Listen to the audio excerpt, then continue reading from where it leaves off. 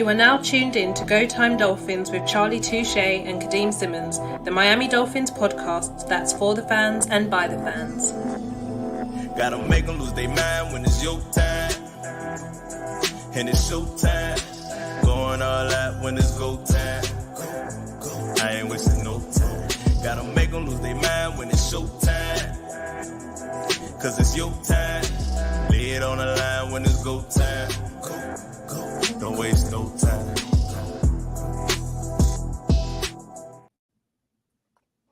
Welcome to another Miami Dolphins Go Time Dolphins episode.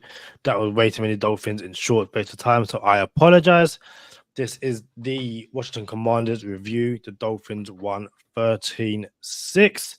So much to get into, as always, including some very, very, very interesting quotes from QB1 Tua on former head coach Brian Flores. But before we delve into all of that, as always, I am joined by Mr. Charlie Touche. Charlie, how are you? It's Go Time Dolphins, the Miami Dolphins podcast that goes not only across the pond, but across the world. I'm your boy, Charlie Touche. I got my co-host, Kadeem Simmons, with me. It's always for the fans and by the fans. Your favorite podcast, and official affiliates of Fanatics, where you could be a fan of your favorite franchise. I'll give that a 74. No, I would give that a 74-yard drive down the field. You've got to the 1 yard line, and you're now at first and goal. So to get a touchdown, let's see how you do the outro.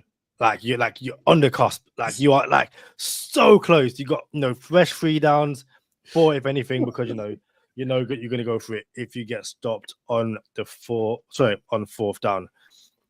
Which is probably a really good segue to the opening drive of the game against the Commanders.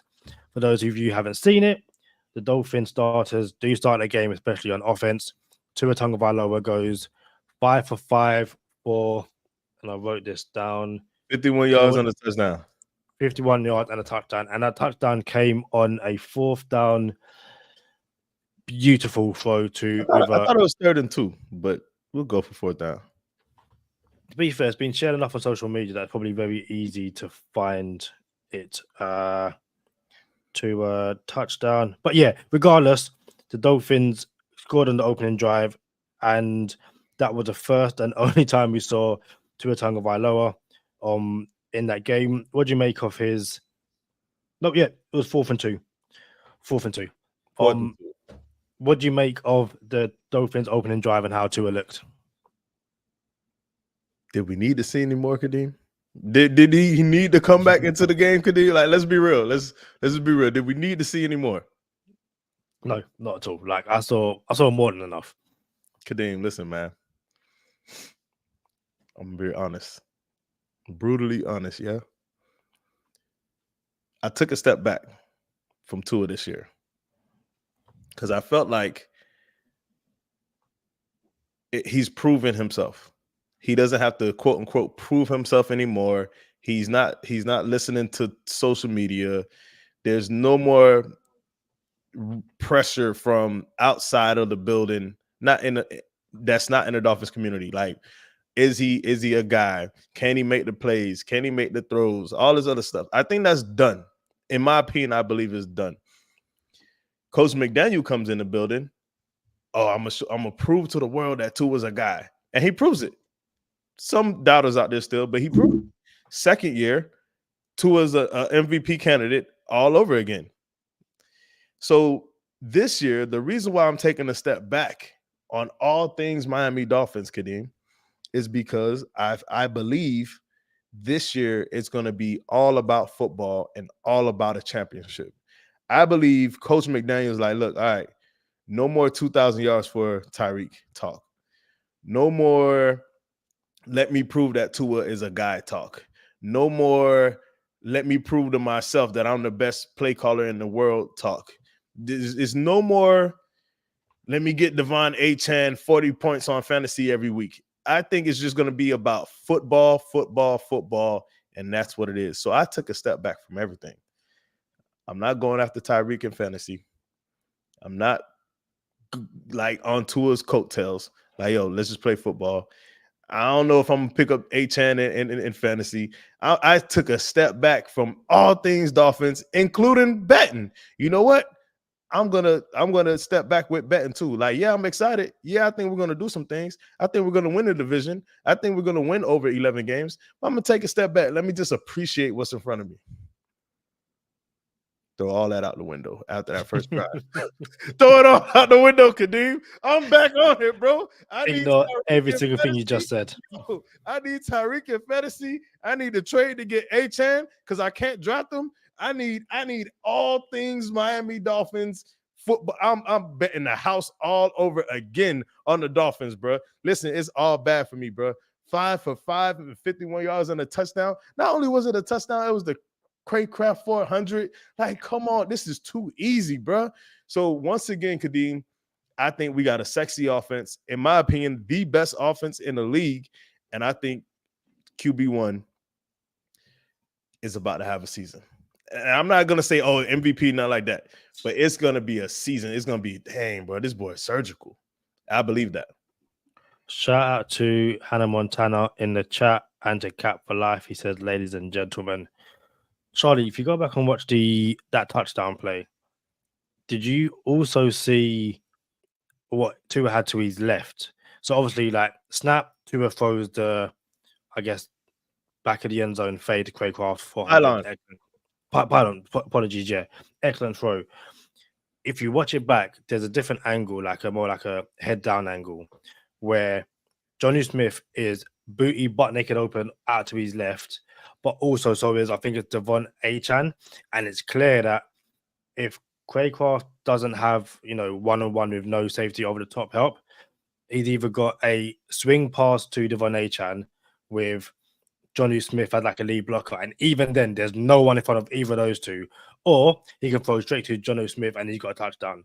That's just the genius of the McDaniel system and the play, where, as he said himself, on every single play, someone's open.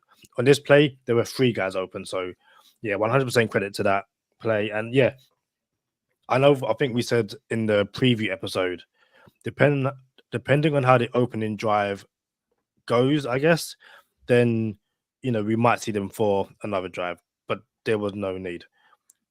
Bro, the only downside to that opening drive was, I think the push from the offensive line wasn't anything to write home about, but that's just a offensive line issue which we kind of need to deal with in terms of bringing guys in for trades, not off the street for trades, but no, perfect surgical 5 for 5 opening drive from Tua Tagovailoa. Tua said he had to work on 4 things this offseason, and I knew what 3 things were. And since you brought it up about John O. Smith was open, Achan was open. And that the Craycraft pass was more difficult than the other 2 options he had. And in my opinion, that's one of the things Tua was supposed to be working on in the offseason. You know what I'm saying?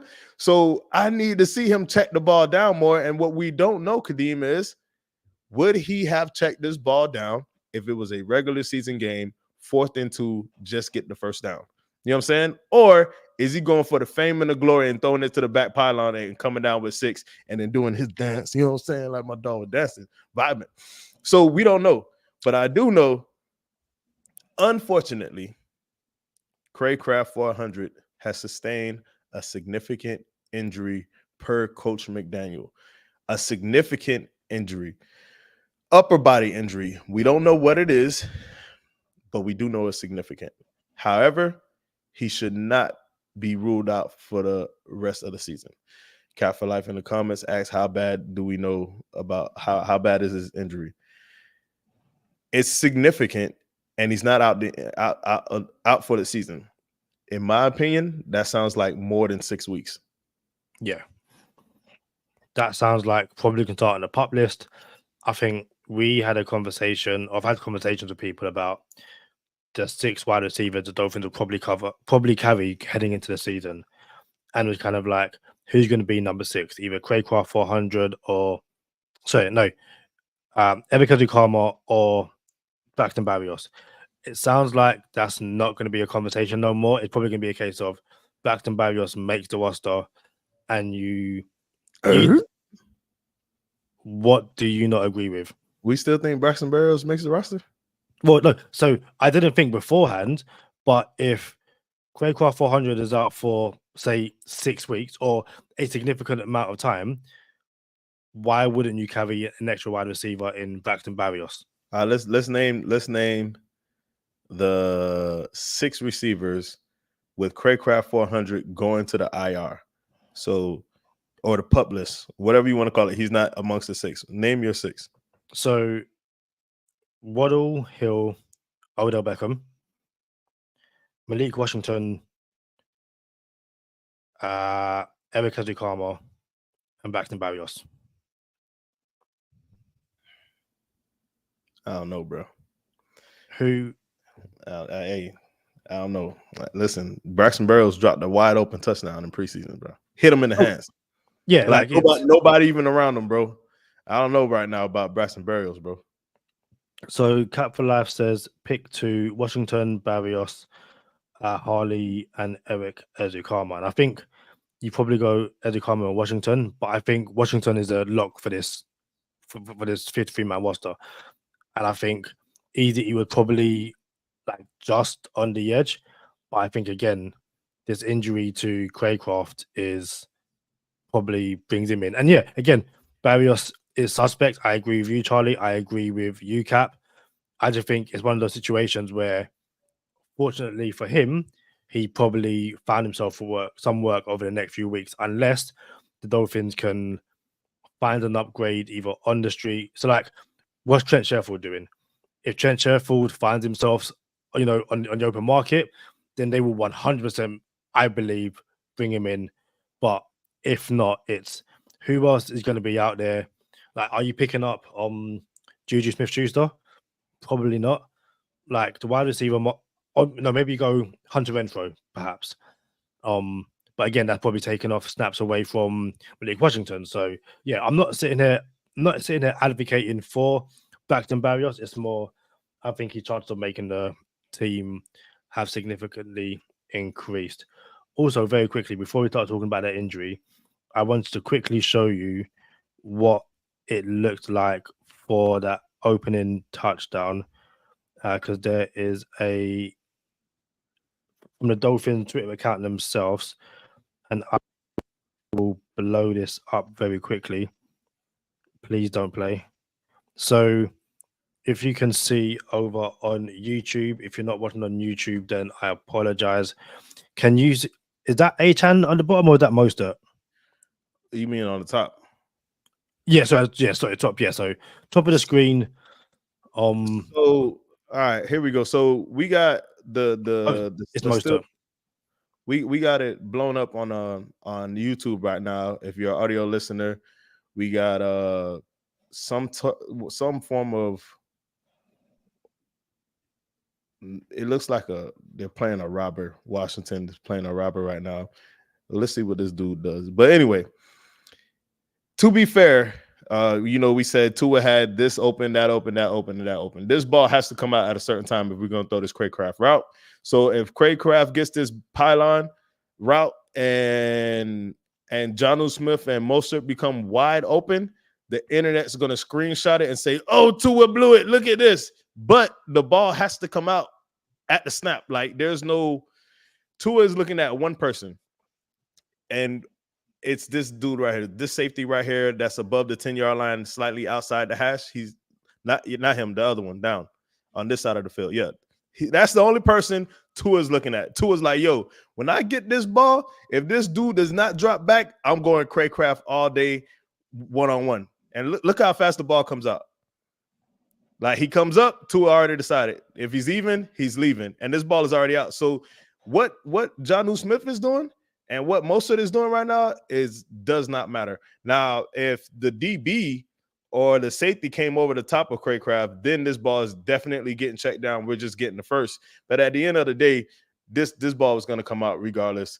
And of what Tua, this is that pre-snap stuff that I didn't like what Tua doing. Like, yo, hopefully this was not premeditated. Like, yo, I'm throwing this ball to Craycraft regardless, because he used to do that last year.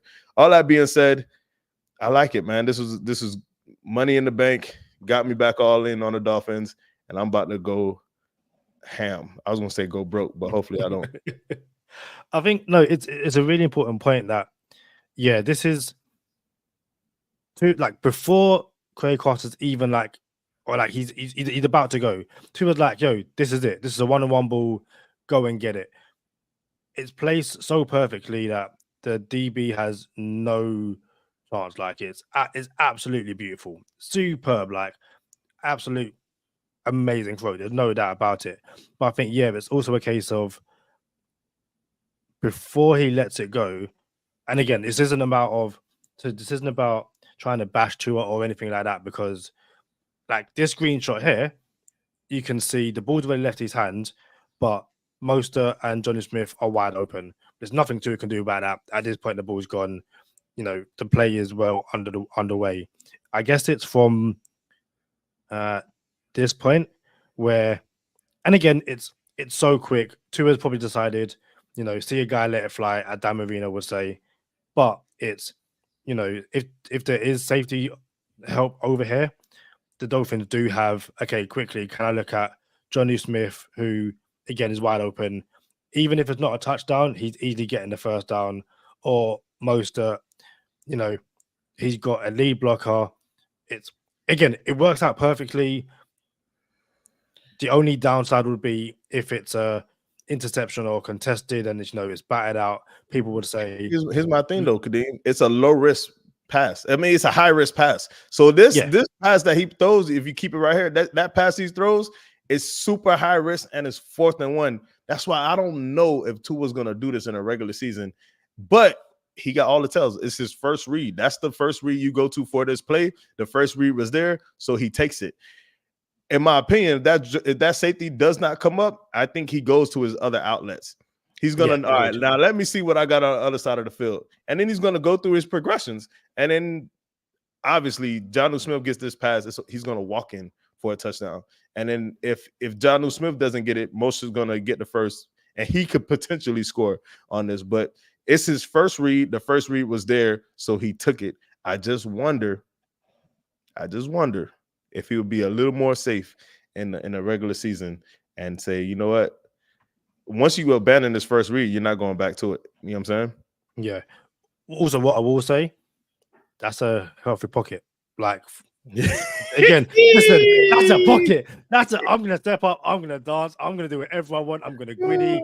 I'm going to like pop, lock, and drop. I'm going to do the electric boogaloo. No matter what you do in this pocket, just from, again, a screenshot, it develops very nicely. And that's the one thing about this Dolphins offense. Whether you give Tua time or not, the reads, the play, his arm ability as well, it's it's amazing. Even if he has to go to his next read, he has time. Like, okay, maybe 65, I think it is here. Maybe by the time Tua looks to his left, he might get blown up, but it doesn't matter. And actually, do you know what? That was blocked. Tua didn't get touched on it. He wasn't going to get touched regardless. No. And to be fair, how Tua is now, there is a wide open lane that if he wants to run and he's got lead blockers, I think, again, it works. You tripping, bro. It's 3 dudes on whoever that is, and it looked like Durham Smythe. It's 3 dudes on Durham Smythe. And I'm sure someone's in the locker room saying, yo, what are y'all doing here? Like, someone's doing film today in Washington, like, this is not what this play calls for. So if Tua would have ran that, I doubt he got there.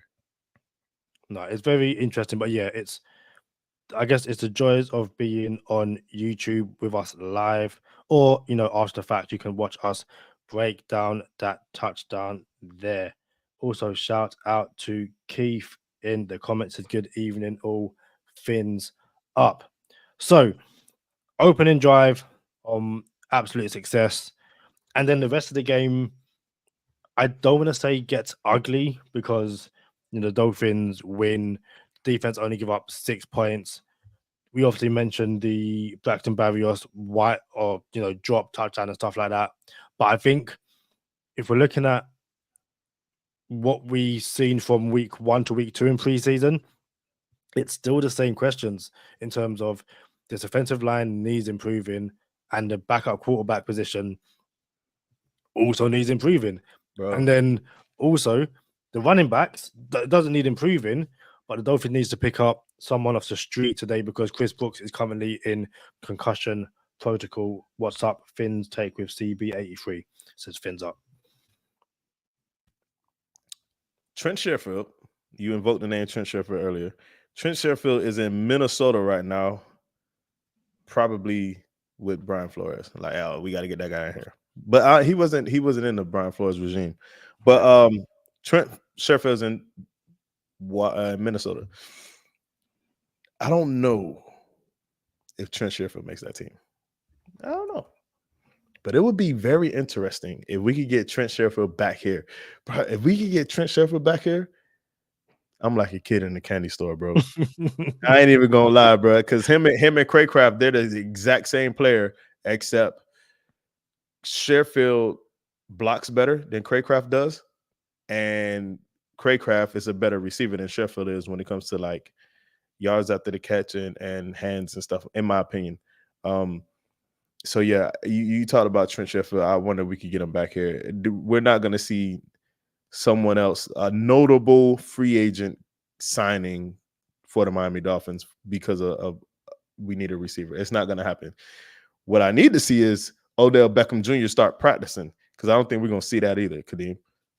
Yeah, Mike McDaniel said he's not practicing this week, but he is, progressing. All the coach talk which you expect from Mike McDaniel and any other NFL coach, but you're speaking about a player that's not currently practicing at the moment. But again, it does sound like, I think even if he was practicing, I think the Dolphins, not to delve too much into the preview for the Tampa Bay game this weekend, I don't think we're seeing a single starter this weekend because, as I mentioned, Chris Brooks is in concussion protocol, so he picked up a running back off the street.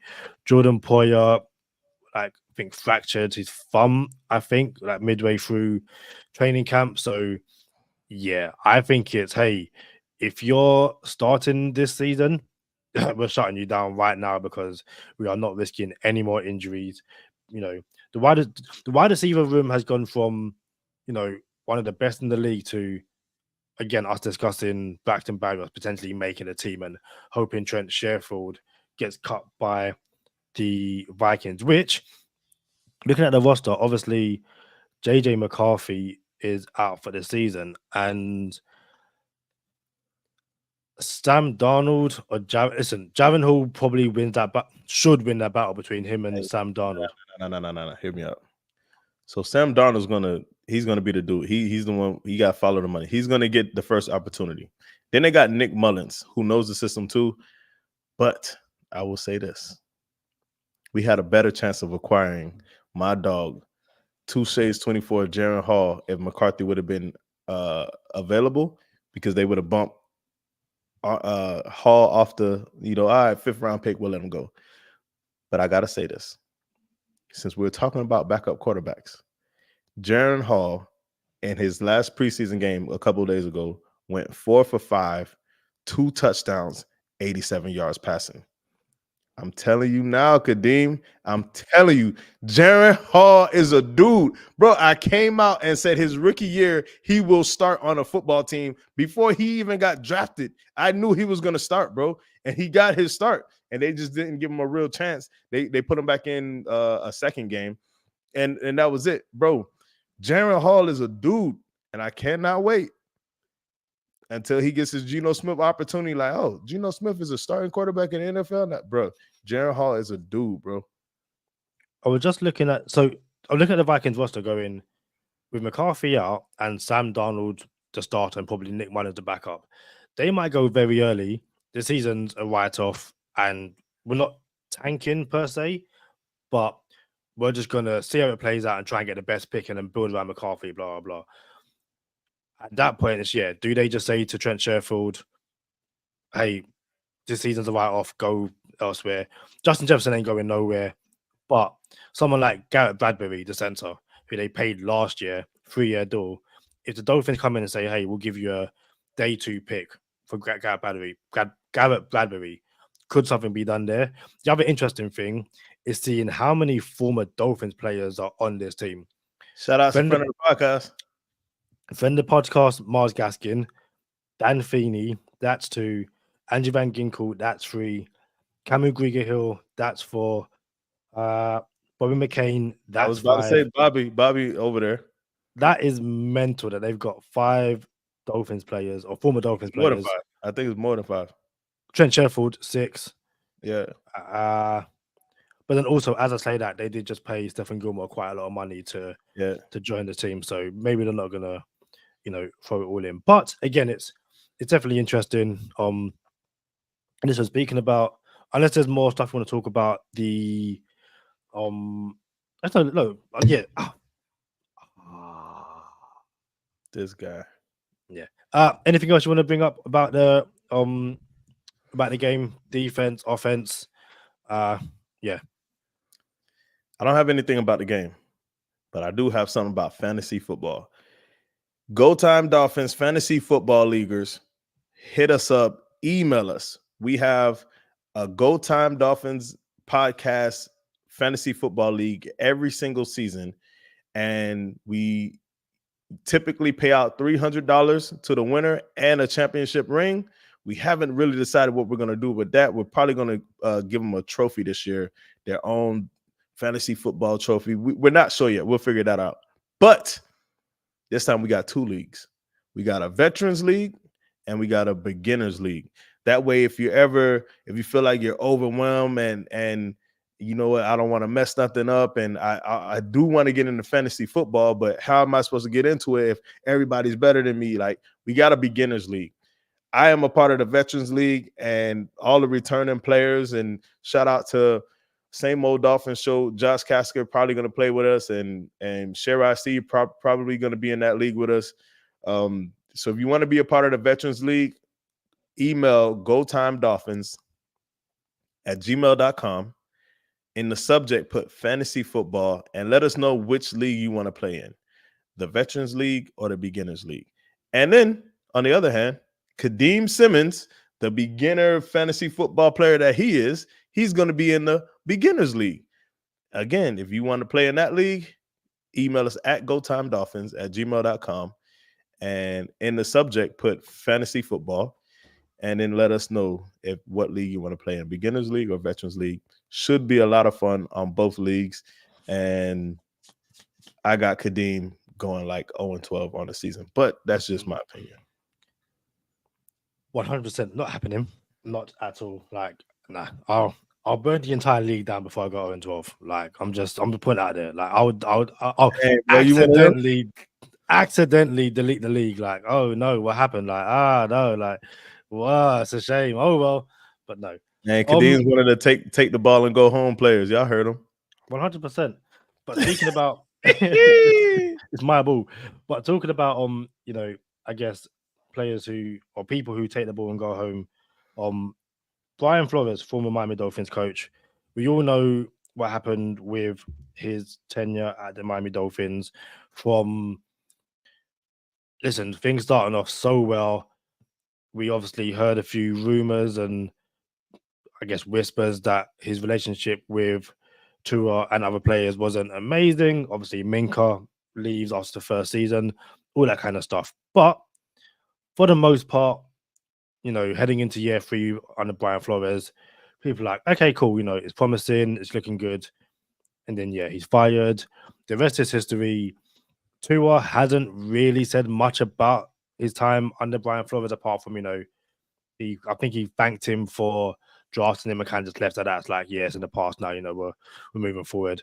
Brian Flores done I think, Athlete's First interview with Omar, Kelly, and I don't know who the other person was.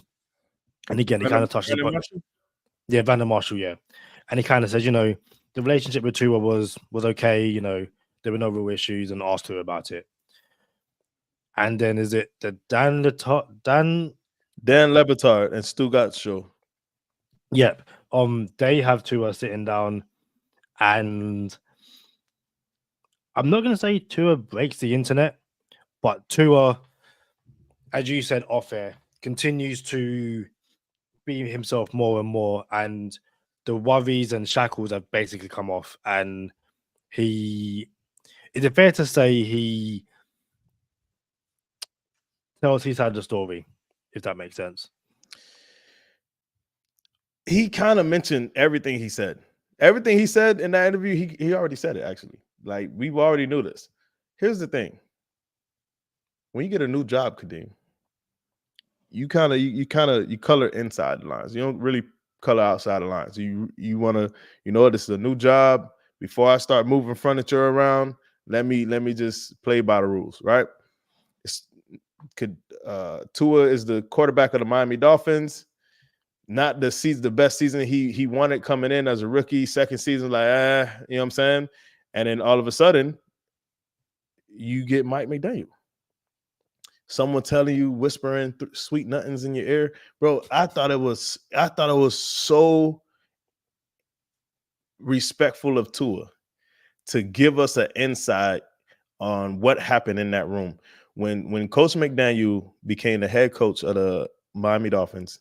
There was a conversation on the phone on the jet, and Tua said, "Yeah, I'm not going to tell you guys what he said, but I'm pretty sure he was speaking confidence into Tua, Mike McDaniel."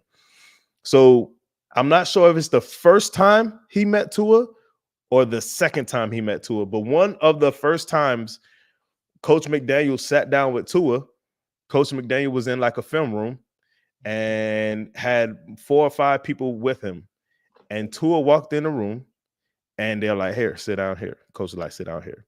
And there was 900 clips, 900 Tua plays where Coach McDaniel was like, "Yo, this is a NFL throw. There's only 3 quarterbacks in the league that can make this throw. You're one of them. This pass right here, this is what you're good at." And he was speaking all types of life into Tua. And Tua was I cannot believe he was this transparent when he said it. Tua said, "I looked behind me to see if everybody else was looking at what I was looking at to see if it was a joke." And Coach McDaniel was serious. Bro, I appreciate it, Tua, for giving us that, because that lets me know how insecure he was. Like, dang, bro, you had this person in Coach Flores telling you, and this is what he said on the Lebitard show. He said, basically, I had Coach Flores tell me that I didn't deserve to be here. I was given this opportunity. I wasn't worthy of being here. I couldn't make the throws. I wasn't a good quarterback. And he didn't even want me. That's what he said, bro. You weren't even a pick, is what he said. And turns out McDaniel comes in and speaks all kind of life. You're this quarterback. You can make these throws. You're this type of guy and all this stuff. And then Tua said, regardless of what it was or who it was, you believe what you're told repeatedly. You start to believe stuff like that. So when Flores was speaking death into Tua, like he started to believe, like, dang, am I an NFL quarterback? Am I trash? Am I supposed to be here? And then McDaniel came in and he was like, dang, am I this good? Am I nice like that? Because I kind of thought I was. You feel me? So you spoke life. You speak things into existence, and Tua was on the brink of probably on the way out the NFL because the Dolphins were moonlighting with Deshaun Watson at the time. So it's and Tom Brady. and Tom Brady. So it's crazy how we got there, and it's crazy how we left there, because now it is apparent, like, yo, somebody in the organization was right about Tua. You know what? It's not just Tua as well, because I think Tua even alludes to is like, it wasn't like there was a few of that draft class who same thing. Yeah, so again, putting 2 and 2 together and getting 4, he probably means friend of the podcast Austin Jackson as well. And just like, they needed to say, hey, we took you in the first round for a reason. We know you're a dude, and you've seen the leaps and bounds he's made under Mike McDaniel. Yeah, it's just so interesting that Tua's being paid, and it's just like he's got that confidence, and it's really interesting to see Tua being able to open up about his experiences when he first joined the NFL and Miami Dolphins. As Cap for Life says, no more excuses. It's year 5 and 3 with McDaniel in a window year. Let's not lose sight. And yeah, I agree. If you're watching after this live on YouTube, let us know in the comments what you thought of Tua's interview with what's the guy's name again? Sorry, I can't pronounce it. Dan Lebitard and Stugatz.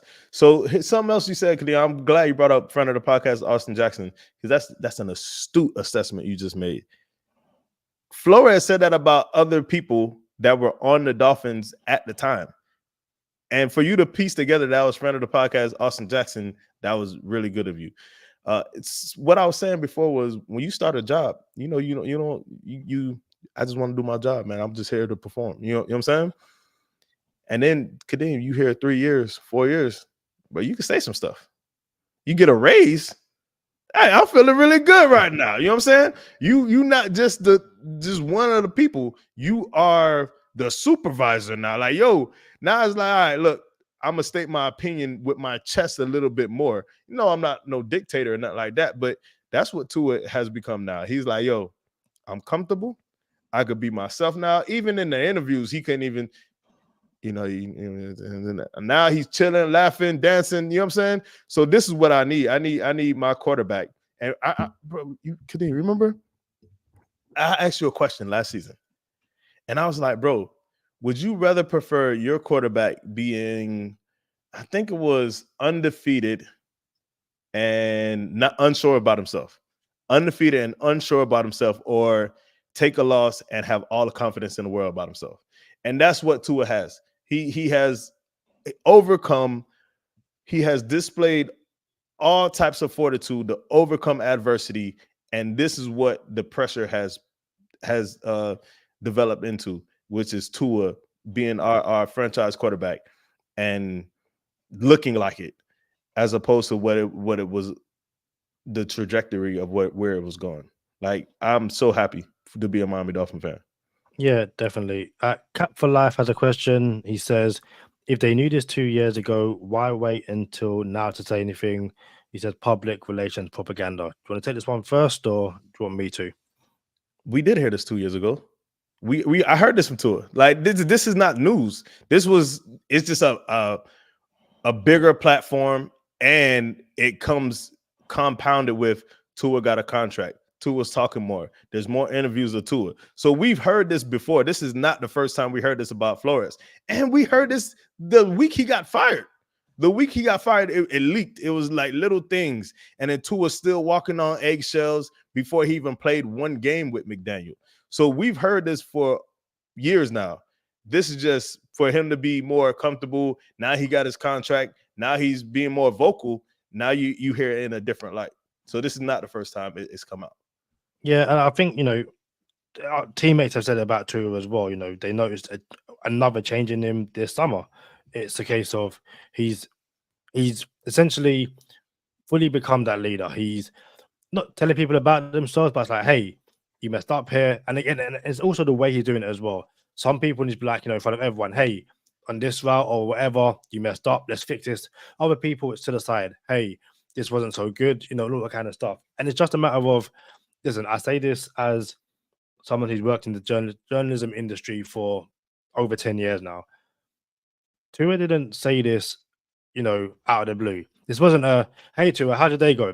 Listen, Brian Flores, XYZ. No, he was asked about it. He answered the question. Same way when Brian Flores was asked about it a couple of years ago, he answered the question. It's, you asked me the question, I'm going to give you the truth. And Tua, with the confidence that comes with getting that raise, getting that job security, which again, if Mike McDaniel doesn't speak life into Tua, the Dolphins don't reach the playoffs in back-to-back years, and Tua's still in and out the team and stuff like that, who knows what his future looks like?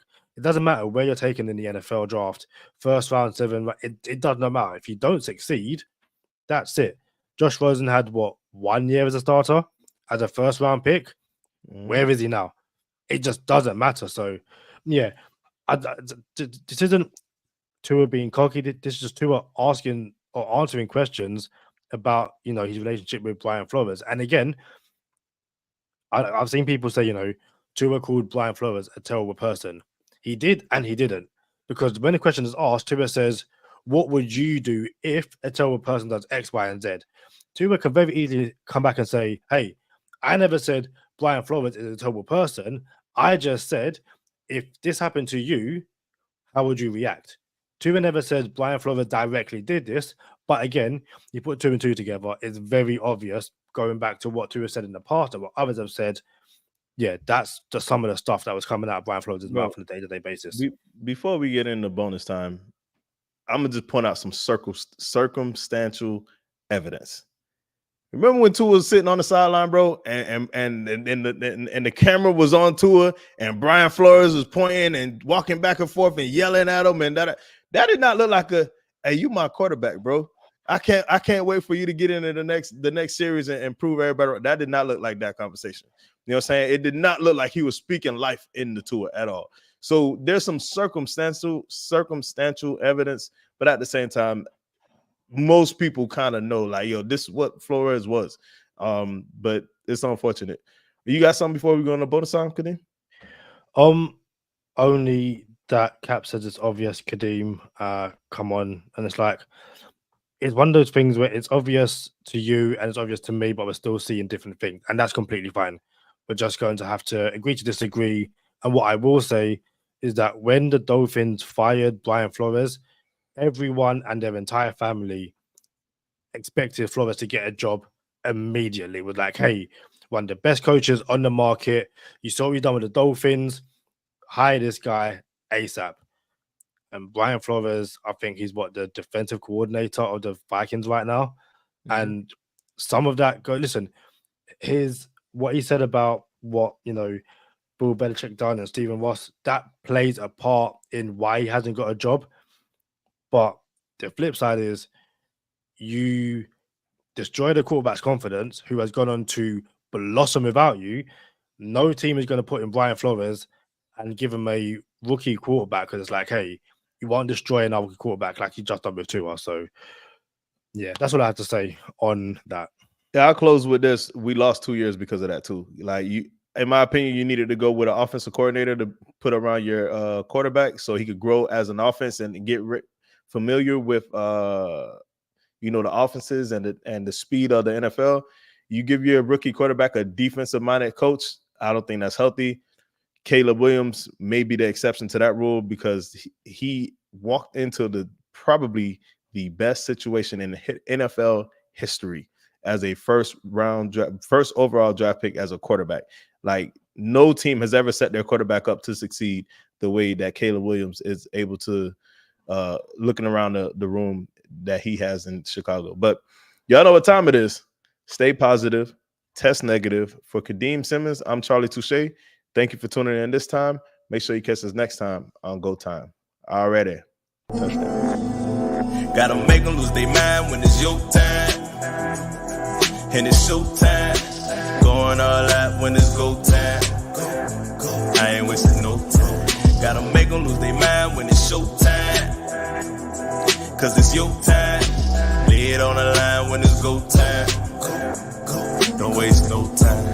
Gotta make them lose their mind when it's your time. And it's show time. Going all out when it's go time. I ain't wasting no time. Do you know what? I think what Cap says here, and again, thanks for all the comments. It allows us to keep the conversation going, flowing, all that kind of stuff. If you're with us in the live, drop a comment, say hello, say what's up, ask us questions. We will get to your questions, all the good stuff. The Cap said they did the same thing to Fangio, no more excuses. And what's interesting about that, two things. One, apparently Fangio is already having issues in Philadelphia and his defense. But second of all, did you see what friend of the podcast, Javon Holland, said on, again, I'm so bad at shows. The Pivot.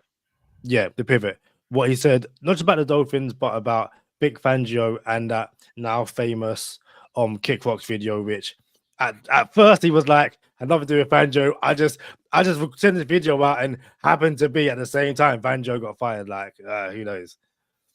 So I didn't see it, but I've been wanting to watch it. I just didn't see it though. Maybe I'll listen to it today. Essentially, he just like, again, I'm paraphrasing. It just wasn't the best fit between the Dolphins and Fangio, and the video were kind of like his way of just,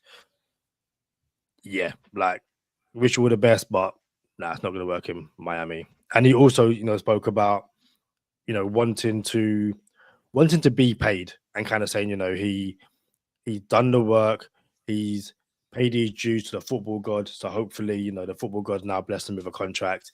And I think I speak for most Miami Dolphin fans, if not all, when we say we are begging for that contract to be in Miami as we tie him down to a long-term extension. Friend of the podcast, Snowman is not going nowhere, bro. Like, it's getting done. We're not gonna lose both safeties. And like, hey, you guys, everyone we draft performs for us, and we're letting everybody walk. Nah, bro, we're gonna re-sign Javon Holland. Yeah, 100%. Hey, it would have been pretty dope if he would have kicked the rocks with no shoes on. That means he really listened. But then he like breaks his big toe and he's out for the month. And like, let's not mess around. This isn't really Dolphins related, but it kind of is, because we discussed this player, and also, the Dolphins. I don't say the Dolphins need help at backup quarterback, but they need to bring in someone, because Mike White and Skylar Thompson are not the answer. Have you had a chance to watch or hear about the Pittsburgh Steelers preseason game over the weekend? Well, you ever play hide and seek? Yes, I played. I know y'all call it hide and seek, bro. Y'all, you know what I'm saying? Hide and seek, do y'all call it a different name over there? No, hide and seek. All right. So when you were a kid and you played all type of games, hide and seek or other games, everybody be like, not it. I know exactly where this is going. That's what our backup quarterbacks is, bro. They not it, okay. bro. Not it, bro. Not it. They not it. But nah, man. I didn't see I seen highlights of the Pittsburgh game. Yeah.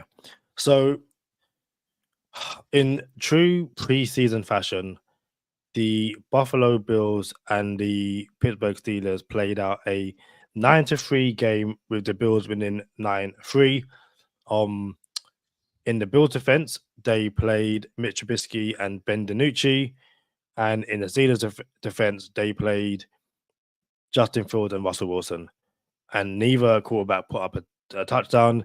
Justin Fields went 11 for 17 for 92 yards. Russell Wilson went 8 for 10 for 47 yards. And then there's like I don't say horrendous overthrow from Justin Fields for a touchdown, but people are saying this is probably the worst quarterback room in the NFL, and that this actually might be the year where Pittsburgh don't have at the very least, go 8-8 under Mike Tomlin. It's which 8-8 will imply there's only 16 games. So they gotta have they even gotta have a winning season or a losing season. They gotta it has to happen. Or 8-1, I guess. and again, but it's I think we had a discussion about Justin Fields coming to Miami. And it's kind of like, I think at first you said no, but then it was like, actually, if it's for $1 million. All right. So the Pittsburgh Steelers have done the best piece of general managing work ever in NFL history at the quarterback position for one season. They have Russell Wilson and Justin Fields for a grand total of $3 million. Their quarterback room is only $3 million into the cap.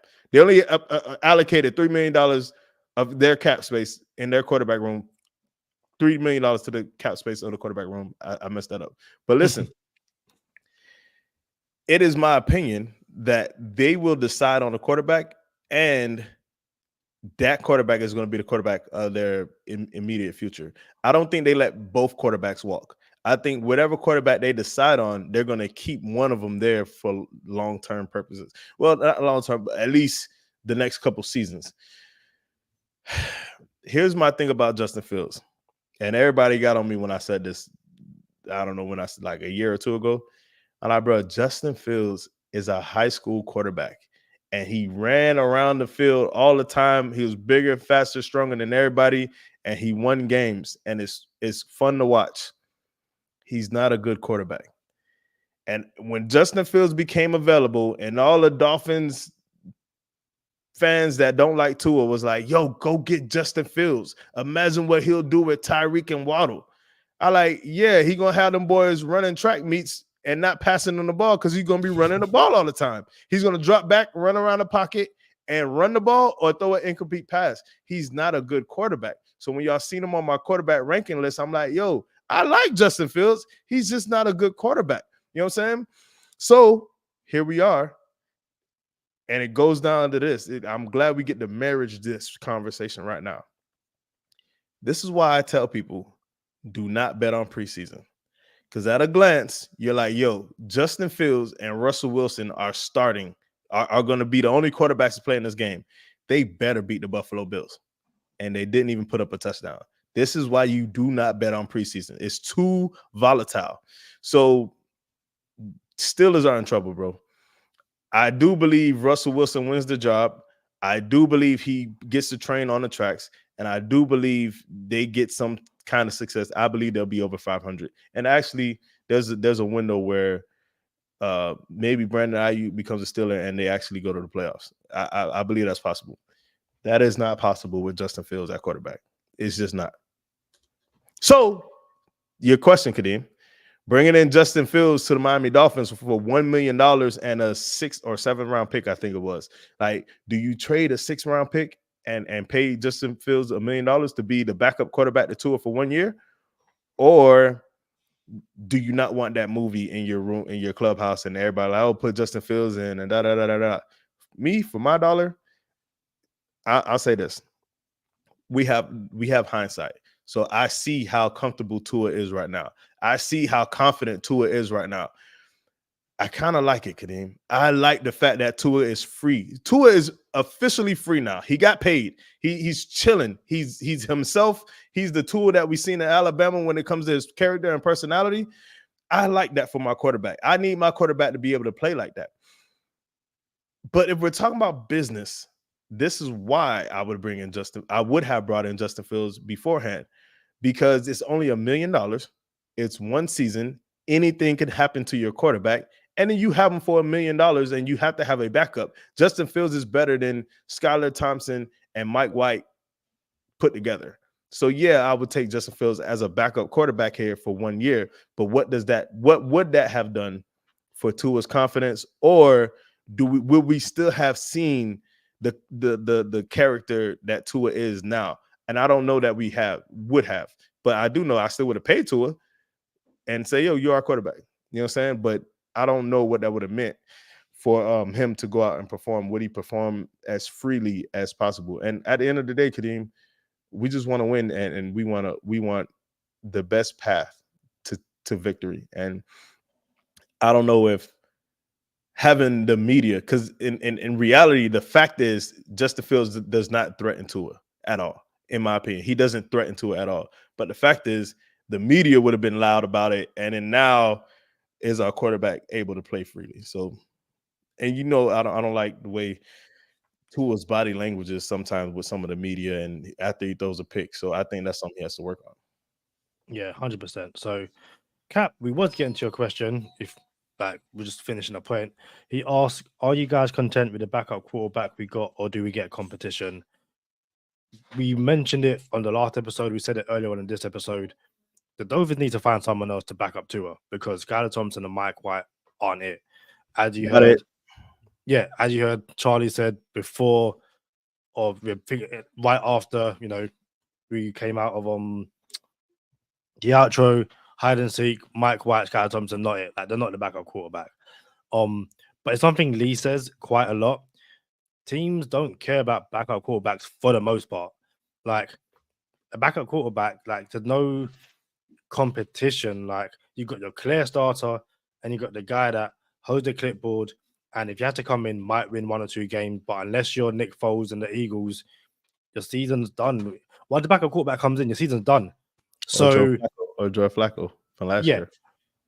And again, no one would have painted Joe Flacco as the guy to get the Browns Oh, over the hump. Kadeem. You want to go get Joe Flacco? If he's available, then yeah, why not? Like, it's to me, bro, Flacco gonna be the backup quarterback. That's wild. it's one of those things where I don't want to say a backup quarterback at all this year, unless the Dolphins are up 30 or it's week 18. The Dolphins have clinched the 1 seed, clinched the AFC East. It's like, hey, backup quarterback, go do something. My general consensus on backup quarterbacks is if you have to play the backup quarterback for a prolonged period, your season is basically done. And I think that's the same for all teams. Yes, there's times in the past where a backup quarterback has gone on to do amazing things. Tom Brady in New England. We mentioned Nick Foles. We mentioned Joe Flacco a second ago and other stuff. But for the most part, backup quarterback comes. You disagree? No, Kadeem. I'm just a little taken aback that we have a Miami Dolphins podcast and you didn't mention one of arguably the most notable backup quarterbacks going to do amazing things, and Errol Morale, who took the Miami Dolphins on an undefeated season, and then Bob Greasy came back in and won the undefeated season. So, quarterbacks can pull it off. It's just not likely that they do. And then even with Nick Foles, he came in like week 14. You know what I'm saying? Like, it's not really prolonged. Like, it was like, oh, you had to win 5, you had to win 6 games. You know what I'm saying? So, and he won those games. But yeah, he didn't even have like a season long of taking over for the team. Yeah. So JMO says, howdy fellas. Howdy JMO. Hope you are well. And Cap says, teams and fans care. Charlie was just talking about Justin Fields. Well, yeah, because I mentioned Justin Fields and Dolphin fans wanting him prior to him joining Pittsburgh. And it's one of those things where say in this alternate universe, the Dolphins did pick up Justin Fields, Tua still gets his contract, and then Justin Fields looks exactly how Mike White and Skylar Thompson look right now. Everyone's will turn around and go, we'll go and get someone else. And my overall point is, if you can name me a quarterback not doing anything right now, who's sitting down at home, chilling, watching Go Time Dolphins, who can come in and compete for the backup job, I honestly don't even know what that means, because what does compete for the backup job means? Like, dude, you're a backup. No offense to you, but like, what are you competing for? Or do people want to go back to bringing a quarterback who can compete with Tua? Because as we mentioned before, no team in the NFL has a backup quarterback competing with their starter. And if they do, their starter is trash. No offense. So, yeah. And again, for everyone saying Ryan Tannehill, you guys have severe PTSD, and I really hope you talk to someone about it, because I'm not trying to see Ryan Tannehill in Miami ever again. Like, unless he's in the Ring of Honor. To be fair, Ring of what? And again, like, and he's never going to make it. So, like, that's the only somewhat logical way that we see Ryan Tannehill for the Dolphins again, or he's going to sign a one-day contract to retire. Here's the thing. No, he's not that dude either. No, he's not at all. To be fair to all the people saying sign Ryan Tannehill, to be fair, Kadeem, Ryan Tannehill is better than Skylar Thompson and Mike White. He is. But then it includes an element of something that we don't want in the locker room. Like, he was here before. He didn't work out before. That's not the type of chemistry I want in that quarterback room. So it's not just about who is the best backup quarterback out there. It's still, you still got to get the right mix and the right chemistry and stuff like that. Shout out to Cat for Life. He said Sam Howell. I don't think Seattle let go of Sam Howell, because Sam Howell is needed in Seattle, actually. Yeah.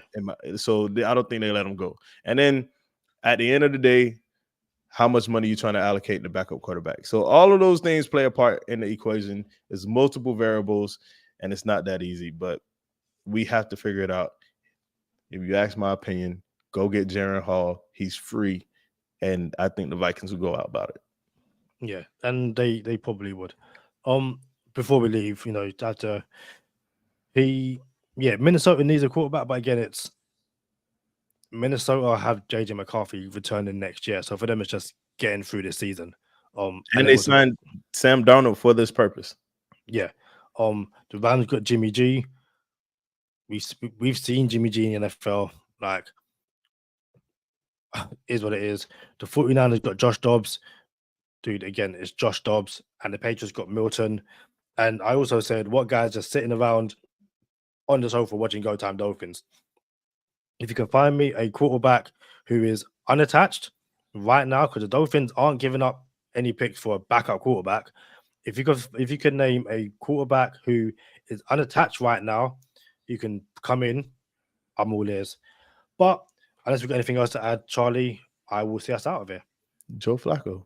But listen, fantasy football. We got fantasy football leagues up and running. If you want to play in the Go Time Dolphins Fantasy Football League, email us at Go Time Dolphins with fantasy football in the subject. Let us know if you want to be in the Veterans League or the Beginners League, and we'll get you in there.